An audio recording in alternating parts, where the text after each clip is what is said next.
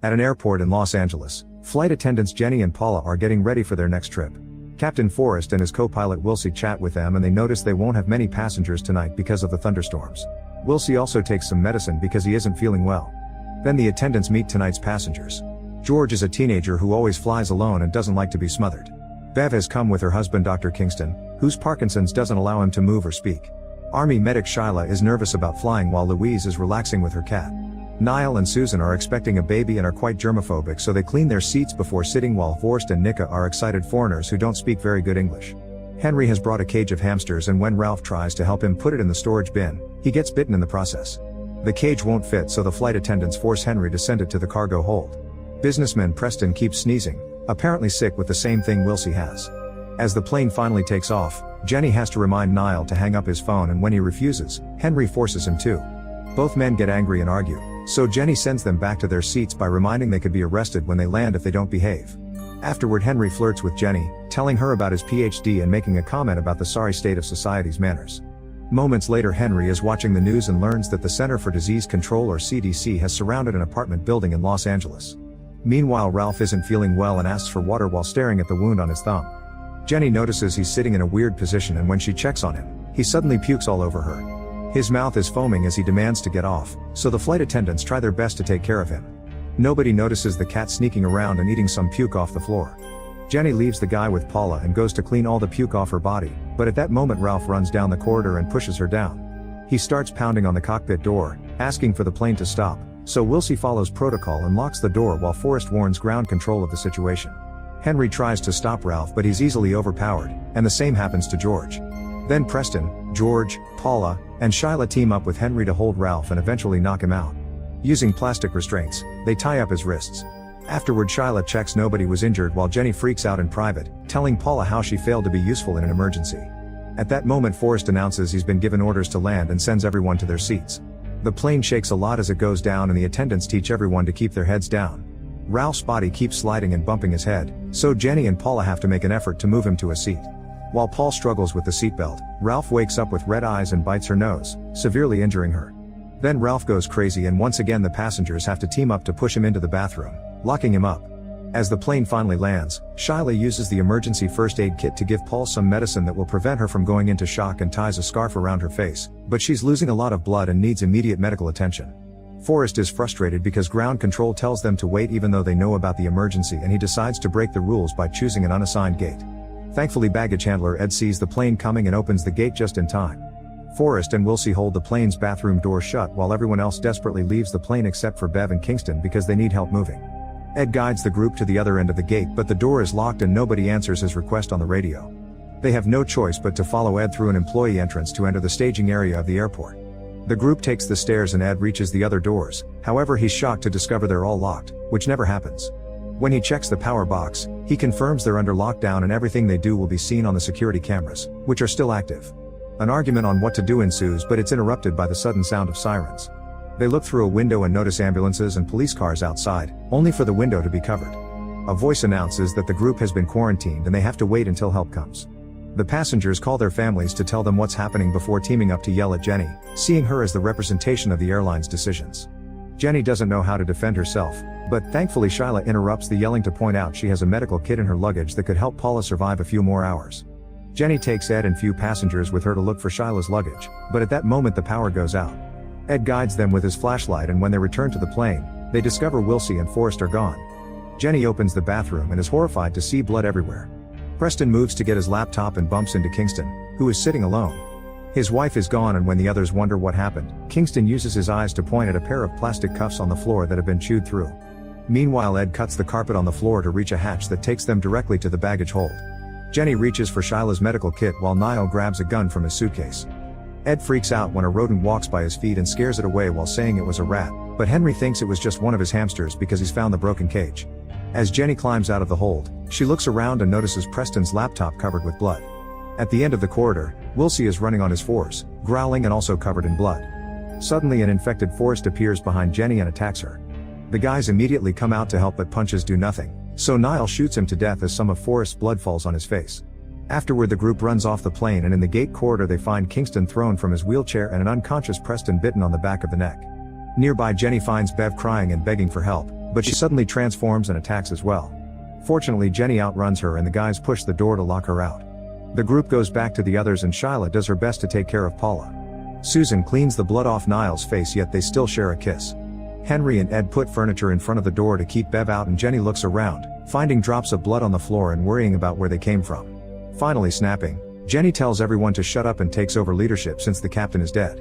Shyla explains this isn't any known disease and Jenny remembers the building on the news, which was also quarantined. Kingston notices a rat with very red eyes nearby, but he can barely hum, so he isn't hurt. The rat falls on his head and manages to bite him before George knocks it off.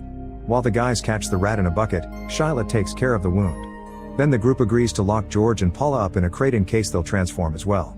Then Ed uses a glove to grab the rat and notices there's a tag on its leg, meaning it escaped from a lab.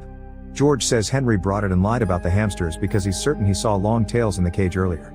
When Henry denies it, Jenny takes him aside to demand the truth and Henry swears he didn't, pointing out lab rats wouldn't have passed the security check. As they hug each other for comfort, suddenly Ralph comes out and jumps on Jenny while ignoring Henry's attempts to stop him. The others hear the screaming and rush to help, combining their strength to strangle Ralph with a hose. At that moment, Ed gets a message on the radio saying that the CDC is finally there. The group gathers at the door, but the 4 officers come in instead of letting them out. They hold the group at gunpoint while taking the rat and Niall's weapon, then they go to Paula and Kingston to give them injections. The group demands an explanation, but the officers only say it's protocol. The officers then demand the others to also agree to an injection. Everyone is hesitant, so Louise volunteers first, but before she can be injected, her cat bites her neck and runs away. While an officer opens fire and misses every shot, Kingston finally transforms and jumps on the guy to bite him. The other officers shoot Kingston down and try to take their partner away, only to find the door locked. They shoot at it to force it open and run outside, so Forrest uses the chance to follow them out. The police open fire as soon as they see them and kill them all except for one agent, who only gets shot in the leg. The group drags the surviving agent inside before closing the door. At that moment they hear the roars of the infected people getting closer, so they run to hide inside a container. Susan stops when she notices Niall foaming at the mouth, so the others have to drag her in as they explain he's infected as well. After closing the container, Shyla points out each injection had a different color, so everyone was getting a different thing and not just protocol. Henry reveals he picked up a gun and forces the officer to confess what he knows. It turns out he isn't with the CDC, he's actually with the CBDT, or Chemical Biological Domestic Terrorism Organization, which works under Homeland Security. One of their units went to that apartment in LA a few hours ago, but nobody came out. In the attic they found a bioterror laboratory created by a cult.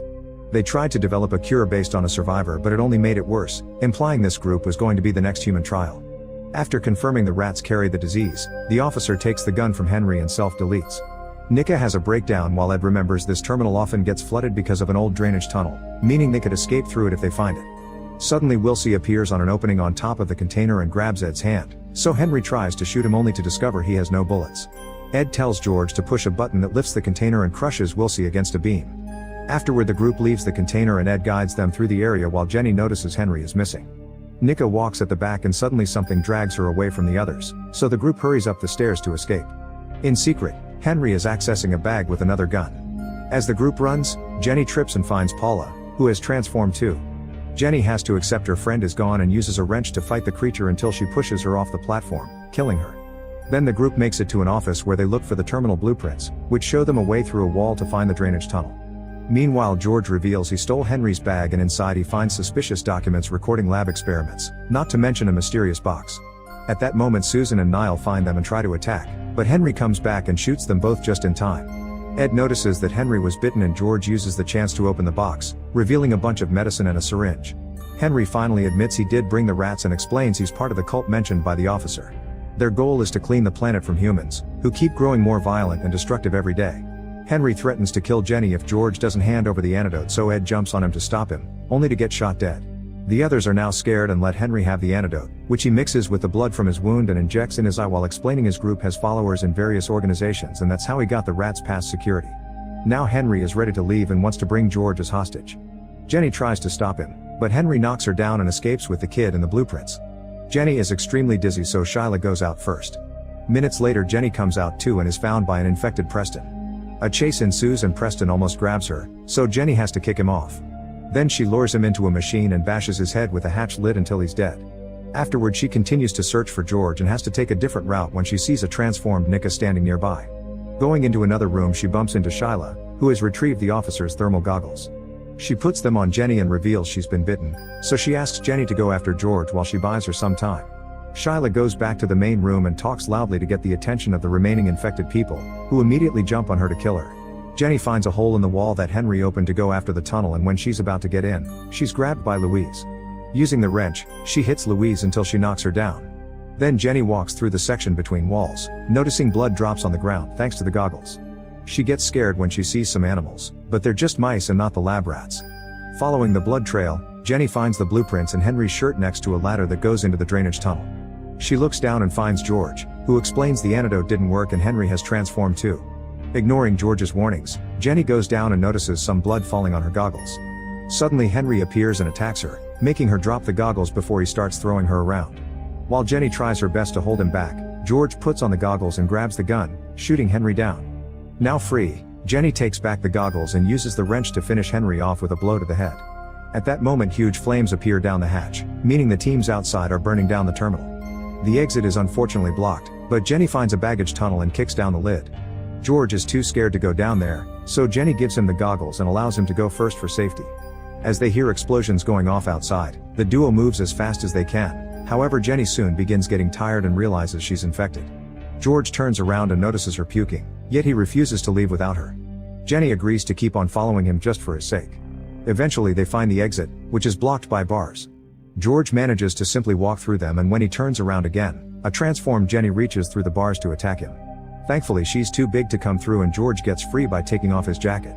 Afterward George finally gets to escape from the airport. Meanwhile Louise's cat escapes too and makes its way to the city. Make sure to subscribe and turn on notifications so you can watch more videos like this. Thanks for watching.